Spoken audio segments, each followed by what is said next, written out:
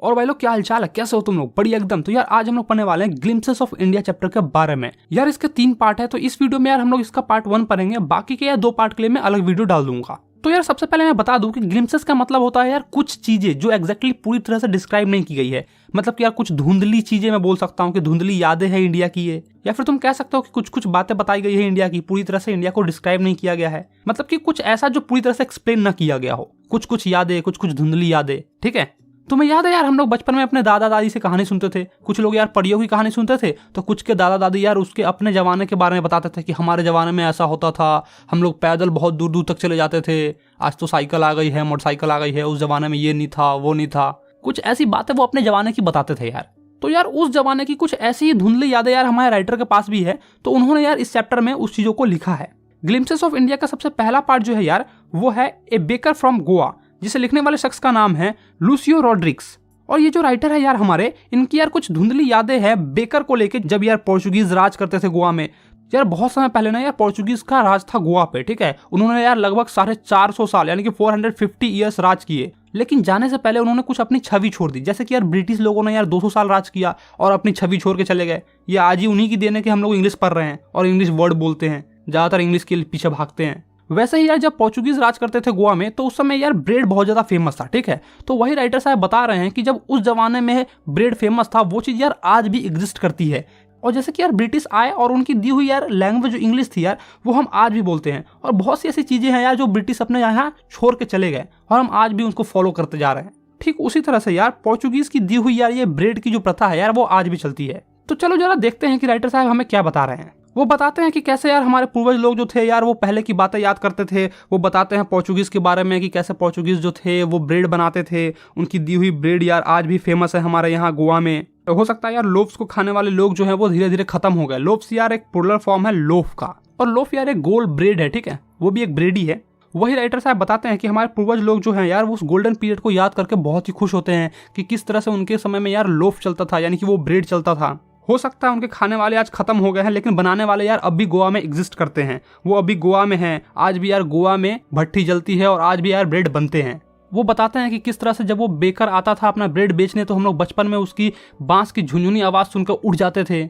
मतलब क्या तुमने बहुत पहले देखा होगा यार कि पहले यार चनाचूर बेचने वाला आता था, जो यार एक सर पे अपनी टोकरी रखता था और एक हाथ से टोकरी को पकड़ता था और दूसरे हाथ में यार एक लकड़ी लेके चलता था, ताकि जैसे ही कोई मांगे तो वो लकड़ी बिछा दे। ठीक है, लकड़ी में सब कैसे ट्रायंगल टाइप का रहता था, क्रॉस ट्रायंगल, उसको बिछा दे और उसके ऊपर वो अपना सर से उतार कर टोकरी रखे और फिर चनाचूर दे दे। तो उसी ढंग से यार ये बेकर वाला भी आता था, जिसके सर पे यार टोकरी होती थी, एक हाथ से वो टोकरी पकड़ता था और दूसरे हाथ में यार उसके बांस होता था। ठीक है, एक बम्बू का होता था और उससे ही वो कुछ अपने बजाता था, उसको जमीन पर ठोकता था ताकि उससे कुछ आवाजें निकले। और यही आवाज सुनकर यार बच्चे लोग जो है वो सुबह सुबह जल्दी उड़ जाते थे।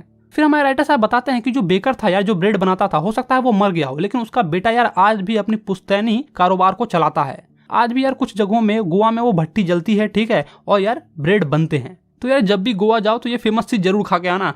उस बेकर को यार जो गोवा में ब्रेड बनाता है उसको यार पैडर नाम से जाना जाता है। अब यार राइटर साहब अपने बचपन के बारे में बता रहे हैं कि जब वो गोवा में थे और छोटे बच्चे थे, तो कैसे वो बेकर वाला जो है वो दिन भर में 2 बार आता था। एक बार यार जब वो ब्रेड बेचने जा रहा होता सुबह सुबह, तब वो अपने उनके घर के सामने से क्रॉस करता था, और दूसरी बार जब वो बेकर बेच के आता था, यानी कि जब वो ब्रेड बेच के बेकर वाला आता था शाम में, तब यार वो जाता था। मिनिमम यार वो बेकर वाला दिन भर में 2 बार आ जाता था। जैसे यार हमारे गाँव में यार आइसक्रीम वाला आता है। ठीक है, एक बार यार आइसक्रीम इधर से लेके जाएगा, फिर उधर से लेके आएगा। उसी ढंग से ये बेकर भी आता था और उसकी बांस की झुनझुनी आवाज सुनकर यार सारे बच्चे बहुत ही जल्दी सुबह उठ जाते थे। जैसे ही वो हमारे घर के सामने से क्रॉस करता था, उसकी बांस की झनझन आवाज जो ग्राउंड पे वो बजाता था, ठोकता था, तो उसकी जो आवाज निकलती थी ना यार, तो उससे सारे बच्चे यार उठ जाते थे और उसके पीछे भागते थे, बिना ब्रश व्रश किए हुए यार उसके पीछे भाग जाते थे।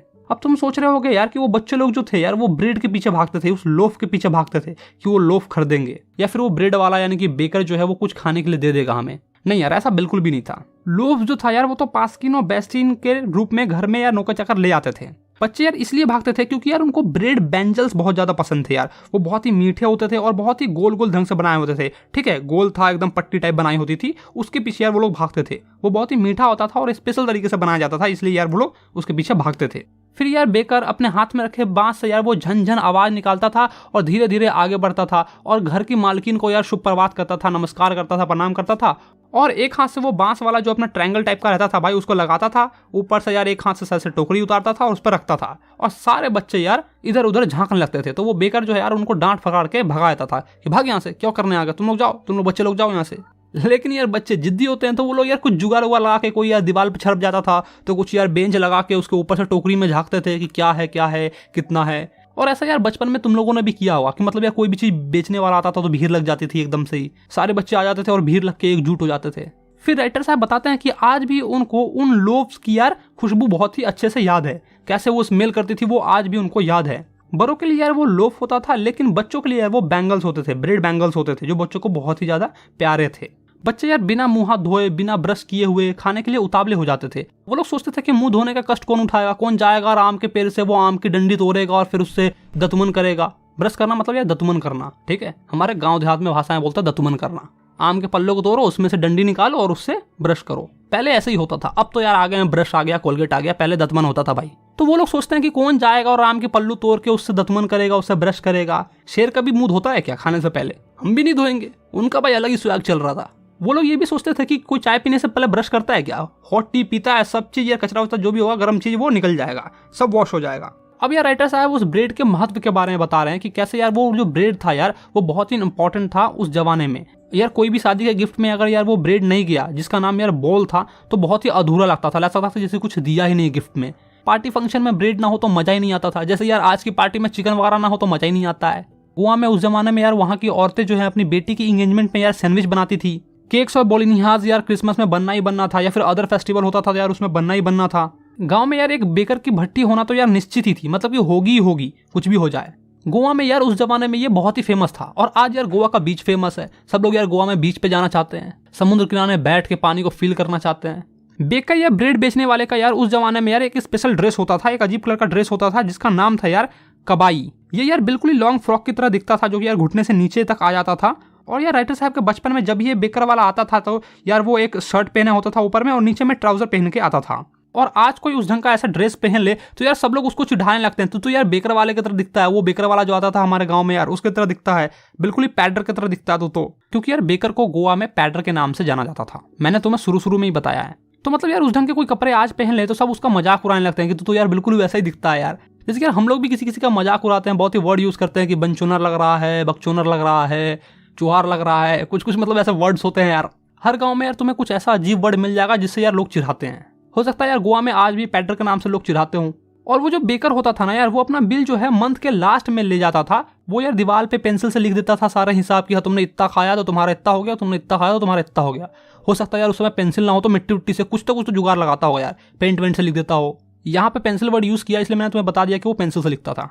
मतलब कि यार उस जमाने में बेकर लोग का बहुत ही अच्छा खासा धंधा चल जाता था। ब्रेड बनाना यार एक प्रॉफिटेबल बिजनेस था। उनके बाल बच्चे यार कभी भी भूखे नहीं सोते थे। नौकर चाकर जो भी थे यार वो लोग सब भर पेट खाना खाते थे और बहुत ही सुकून की जिंदगी जीते थे, बहुत ही खुश थे यार वो लोग। और खा पीकर यार उनका शरीर भी एकदम हट्टा कट्टा हो गया था। अंत में राइटर साहब ये बताते हैं कि आज भी कोई अगर बॉडी बिल्डर इंसान को ले लिया जाए तो यार उनसे कंपेयर किया जा सकता है। तो बस यार राइटर साहब ने इस गोवा के फेमस ब्रेड के बारे में इतना ही लिखा है और यहीं पे तुम्हारे चैप्टर को एंड कर दिया गया है। तो यार तुम कभी भी जिंदगी में गोवा जाओ ना तो यार ये चीज जरूर खाना, ठीक है। और यार वहाँ का समुद्र का जो लहर है भाई उसको तो फील करना ही करना। वो तो यार अभी भी फेमस है तो वो तो तुम करोगे, लोग इसलिए जाते हैं वहाँ पे। खैर यार इसका एमसीक्यू का लिंक यार मैंने डिस्क्रिप्शन में दे दिया, तो तुम लोग यार वहाँ जाओ और वहाँ जाके यार लिंक पे क्लिक करो, एमसीक्यू दो, ठीक है। और इसका सेकंड पार्ट यार बहुत ही जल्द आ जाएगा, तो यार चैनल को जरूरी सब्सक्राइब कर लेना, ठीक है। बेल आइकन को दबा लो, चैनल को सब्सक्राइब कर ही लो। इंस्टा पे फॉलो नहीं किया तो यार इंस्टा पे फॉलो कर लो। वीडियो अच्छा लगा तो वीडियो को लाइक करो और कमेंट में यार अपनी बचपन की यादें बताओ। चलो तो तुम लोग नीचे जाओ, जाकर लिखो और मैं यहाँ से चलता हूँ। Bye bye.